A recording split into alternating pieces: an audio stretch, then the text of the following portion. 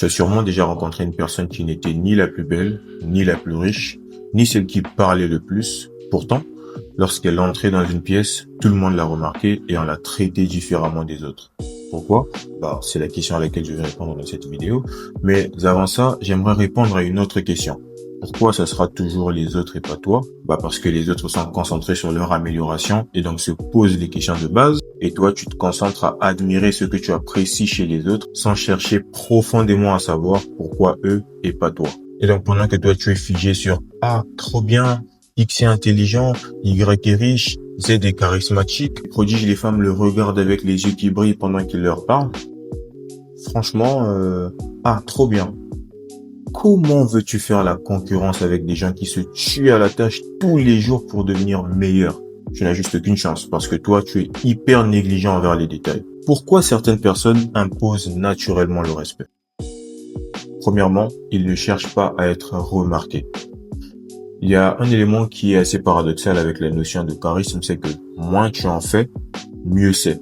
En anglais, c'est dit « less is more ».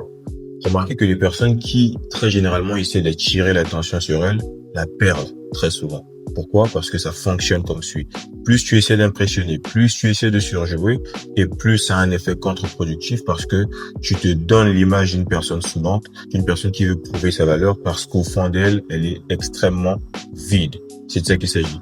Les personnes qui se font naturellement respecter ne cherchent pas du tout à être remarquées. Mais on les remarque justement, c'est ça le paradoxe. Parce que ces personnes-là n'ont même pas besoin de prouver qu'elles sont importantes. Et c'est cette attitude-là, cette énergie de confiance qui se dégage de par le fait d'avoir une mentalité de « je ne prouve rien parce que je connais ma valeur » qui fait en sorte que les gens s'intéressent à toi, veulent en savoir plus et c'est justement à ce niveau-là que tu te dévoiles au fur et à mesure. Mais de base, ces personnes ne cherchent jamais à être remarquées volontairement. C'est un peu comme ces potes que tu connais qui commencent à s'agiter lorsqu'ils se retrouvent devant des filles et tout ça juste pour se faire remarquer, pour prétendre que la fille sera potentiellement intéressée et pour prétendre que c'est comme ça qu'il occupera une place dans son cerveau, en s'agitant, en montrant qu'il existe, en essayant de se faire remarquer. Mais remarque que très généralement, ça a l'effet inverse. Et vous pouvez être dans un environnement où il y a deux potes, il y a un qui s'agite comme un malade et il y a l'autre qui est extrêmement calme, extrêmement charismatique, qui ne parle pas trop, qui n'en fait pas trop.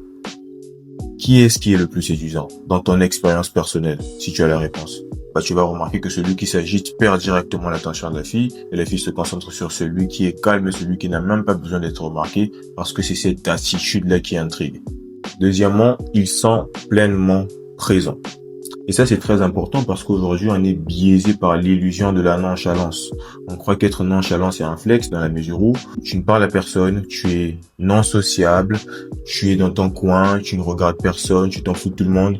Comme ça, je t'assure que tout le monde va t'ignorer aussi, hein. On ne vient pas au monde pour te courir après, tu vois. Donc, l'illusion de la nonchalance, il faut la déconstruire. C'est-à-dire que tu dois acquérir des compétences sociales, savoir networker, savoir discuter avec des gens, savoir créer des conversations intéressantes, aller voir des femmes, discuter, briser la glace, etc. Tout ça, c'est extrêmement important et ça te permet d'être présent dans les échanges. C'est de ça qu'il s'agit. Apparemment, c'est un flex d'être nonchalant. Voilà pourquoi tu retrouves énormément de gens dans cette génération, toujours sur leur téléphone, avec leurs écouteurs, partout et à tout moment, et ça devient extrêmement aberrant. Et donc, les personnes qui sont pleinement présentes dans les échanges deviennent extrêmement rares. Et comme je l'ai dit dans ma vidéo précédente, ce qui est rare prend de la valeur avec le temps. Donc, plus tu deviendras quelqu'un qui sait créer des conversations intéressantes, qui sait créer des échanges, qui sait être présent dans un environnement où il y a des gens, plus tu seras respecté naturellement parce qu'on se dira, cette personne a des compétences extrêmement rares et ça montre que c'est une personne de valeur, alors elle mérite mon respect. Et comment est-ce que tu peux être pleinement présent dans ton quotidien? C'est dans ton regard, dans ton écoute et dans ton silence. C'est très profond ce que je dis. Dans ton regard, c'est-à-dire que lorsque quelqu'un te parle, quel que soit le type d'échange que tu as avec cette personne, ta façon de le regarder peut montrer que tu es présent dans l'échange. Ta façon de l'écouter peut montrer que tu respectes le temps qu'il t'accorde pour te dire quoi que ce soit. Même si pour toi ça n'a pas de sens, même si pour toi c'est nul. Savoir regarder, savoir écouter et être silencieux, ce sont des atouts qui renforcent ton niveau de présence dans une situation. À défaut d'être là pendant que quelqu'un te parle, tu scrolles sur ton téléphone en train de regarder des vidéos de naines qui twerk sur TikTok, etc. Donc, le fait que tu sois pleinement présent dans ton regard, dans ton écoute et dans ton silence, ça renforce ta posture de personne respectable. Troisièmement, leur langage corporel est cohérent. Ils ne s'excusent pas avec leur posture. Vous avez très certainement remarqué dans votre entourage des gens qui parlent en ayant des tics qui gênent. Une personne te parle pendant qu'elle est en train de tourner ses pouces, on ne sait même pas pourquoi. On ne comprend même pas si la personne se rappelle juste des fois où elle utilisait R3 avec sa PlayStation, etc. Mais ce sont des tics assez gênants et ce sont des signes d'excuse. Les personnes respectées occupent l'espace lorsqu'elles parlent. Elles n'ont pas des postures de victimes, des postures de gens qui font pitié. Elles parlent avec une posture qui en impose. Ça, c'est un élément extrêmement important. Imagine, tu discutes avec quelqu'un et la personne te parle comme je suis en train de le faire, avec des gestes ouverts. Tu sens que la personne a extrêmement confiance en elle. Même si elle te raconte n'importe quoi, tu seras contraint, pas forcément d'y croire, mais de dire que la personne sait de quoi elle parle. Et au minimum d'y adhérer, si possible. Mais si la personne, par contre, te parle du même discours, du même texte, avec une posture comme ça, alors,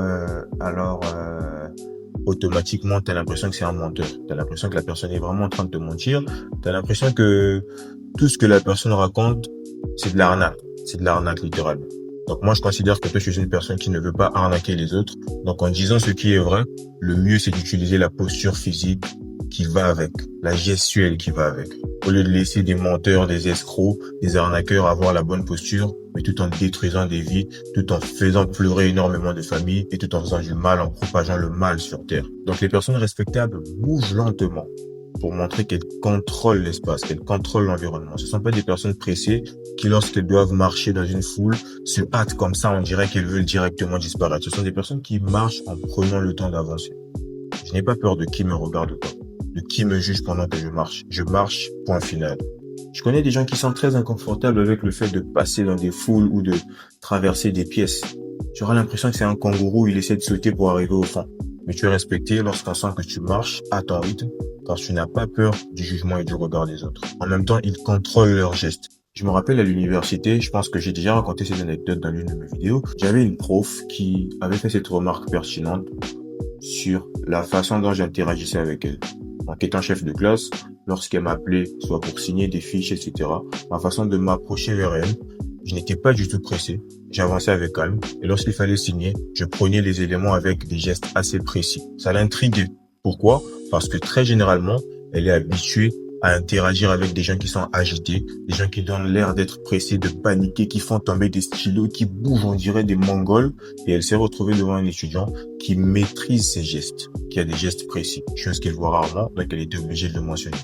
Encore une fois, ce sont des choses que je pratique naturellement, mais qui font toute la différence dans la perception que les gens ont de toi. Ça aurait été une autre personne, elle ne me l'aurait peut-être pas dit, mais elle l'aurait remarqué et elle l'aurait ressenti. Peut-être qu'elle ne l'aurait pas compris et intériorisé, mais ça fait une très grande différence inconsciemment. Le micro m'a lâché, je vais continuer comme ça.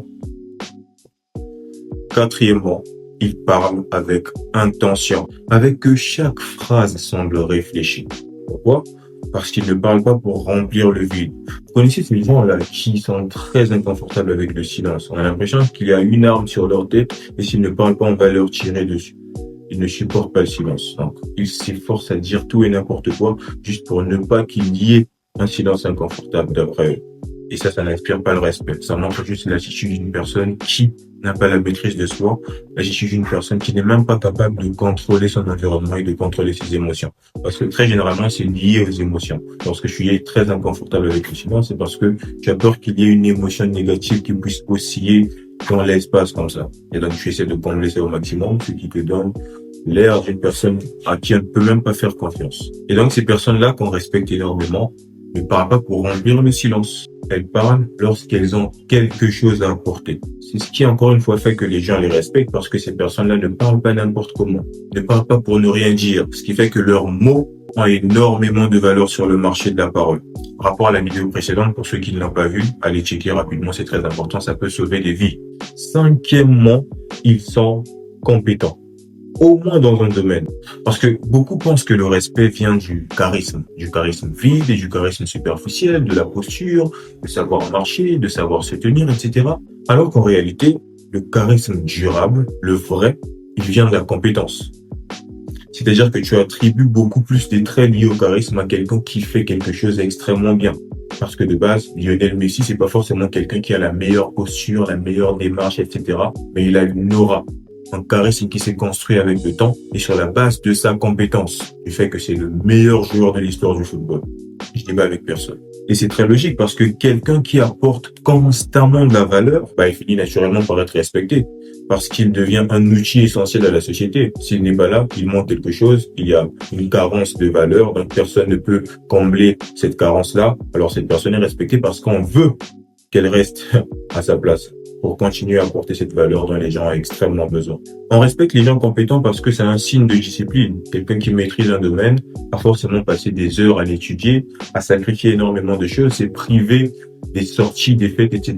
pour acquérir cette compétence. Chose qui mérite le respect de tout le monde. Et rien que pour cela, cette personne est respectée.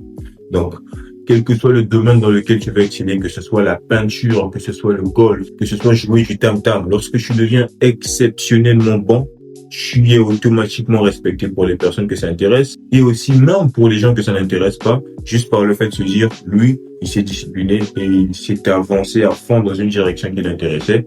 Il mérite mon respect parce que moi, je ne fais pas ça dans ma vie. Je suis un gros branleur qui passe sa vie à scroller sur TikTok. Lui, il mérite mon respect parce qu'il a pris des actions différentes. Donc voilà pour cette vidéo. Nous sommes arrivés dans une génération, c'est une chose qui me fait extrêmement mal, où les hommes ne sont vraiment pas respectés, où les hommes n'apportent aucune valeur. Et pourtant, j'ai l'impression que ça ne dérange personne, surtout dans mon pays, surtout dans mon continent.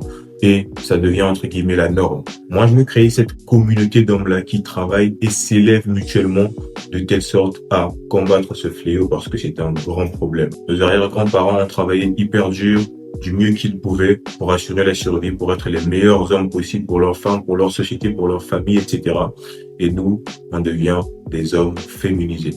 Il est temps qu'on reprenne notre pouvoir individuel, qu'on devienne ces hommes-là qui se font respecter par la société, qui se font respecter par les femmes, qui se font respecter par les autres hommes et qui se font respecter par tout le monde. Du fait notamment qu'ils ne cherchent pas à être remarqués, ce ne sont pas des femmes, ce sont les femmes qui ont besoin d'attention et qui vont la chercher sur TikTok. Du fait qu'ils sont pleinement présents, que ce soit dans les échanges, que ce soit dans la résolution des problèmes, que ce soit dans les interactions quotidiennes en général, ce sont des hommes qui savent être présents. Ils ont un langage corporel cohérent. Ce ne sont pas des hommes agités. Tellement ils ont eu à faire des choses difficiles dans leur vie que leur posture devient stable et leur façon de se tenir devient cohérente à leur nature masculine. Ils parlent avec intention. Ce ne sont pas des gens qui essaient de parler pour attirer l'attention, qui essaient de parler même lorsqu'ils n'ont rien à dire. Non.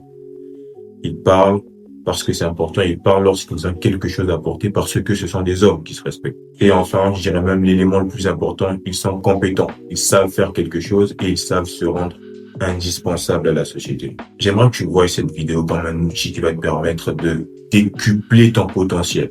Fais-en bon usage, prends soin de toi et n'oublie pas que l'excellence ne passe jamais inaperçue.